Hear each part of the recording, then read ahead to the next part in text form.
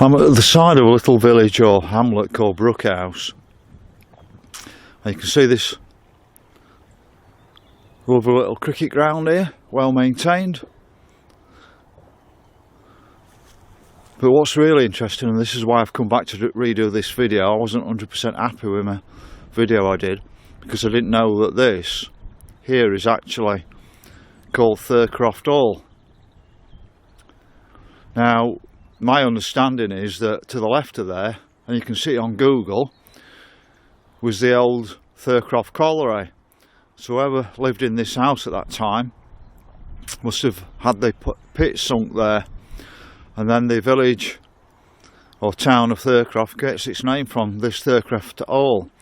But I would say that Thurcroft's probably 2 miles to the left of this hall, but at one bit, on the left hand side of it, the landscape would have been really scarred with the old colliery and the slag heap, so it's probably not until the last 30 years it's been a picture place to actually live.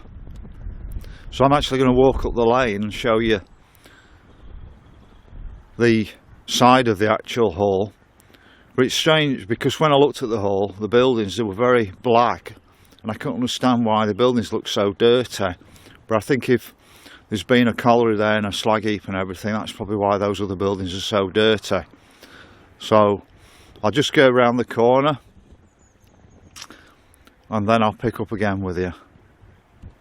So here we're just in the village of Brookhouse. You can see the really nice sign.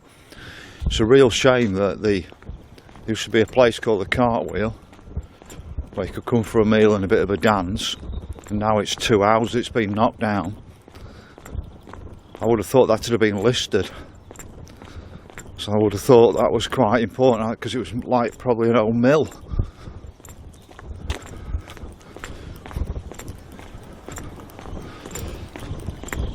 Right, I just want to show you how you get to the hall.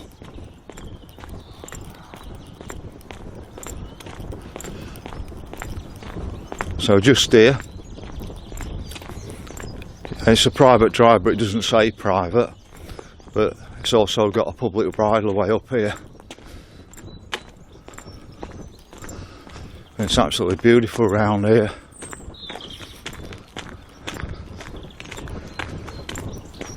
Another view of the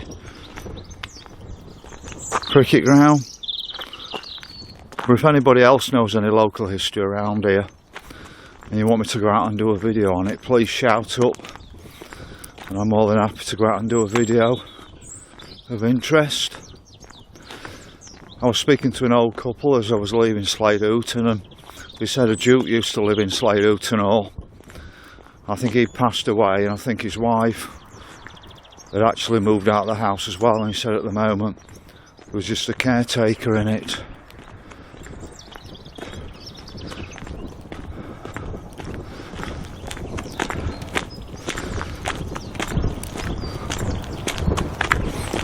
Really friendly horses over there. I was stroking those the other day.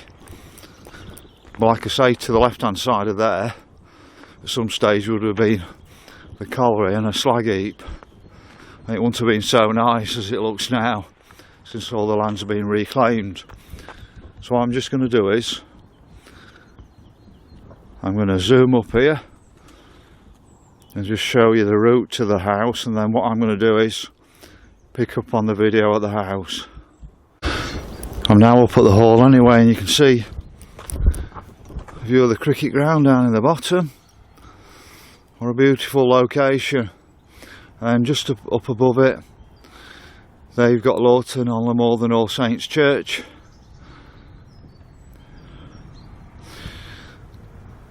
So beautiful round here, and most people probably don't even see it that live around here.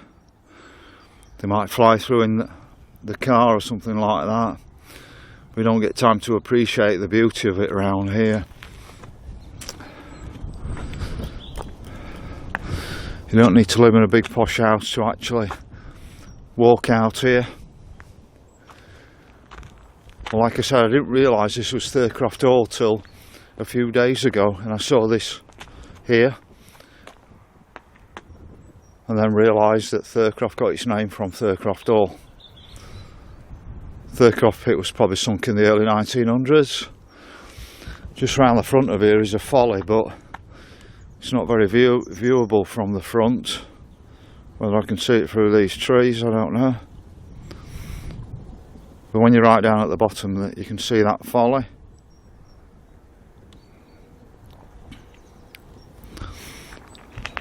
But it's a real hodgepodge of buildings around here. I don't know if they are old farm buildings that's been made to look much nicer. I don't know really what's going off here, if there's businesses running here or what, or whether these are workers for an estate.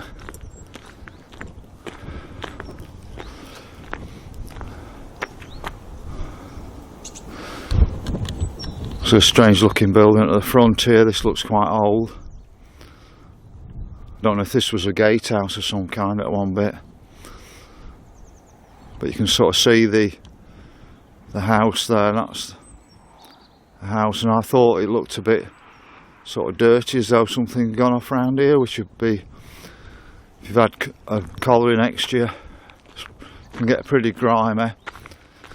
When my family moved into Anston in 1966, and the colliery was still running in Dinnington, my mother was having to clean the windowsills every week because of the black from the colliery, from the slag heaps around.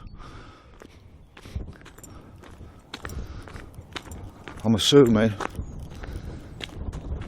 is this the footpath?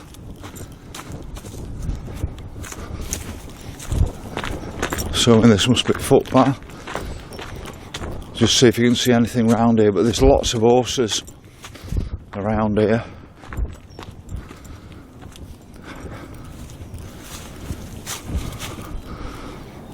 And lots of sheep. This is what I call England, this. The only problem is the St Leger and the Hatfield Arms at Lawton-on-the-Moor then got shut down. Both could have been made into viable concerns. Especially the Hatfield Arms, it could have been a great place for going to eat during the day, evenings, or weekends. But the Hatfield Arms is still there. Hopefully somebody buys it and brings it back up to the original standards, because I'm trying to think of the name of the pub now, Rising Deer at Brampton, was shut for 20 or 30 years.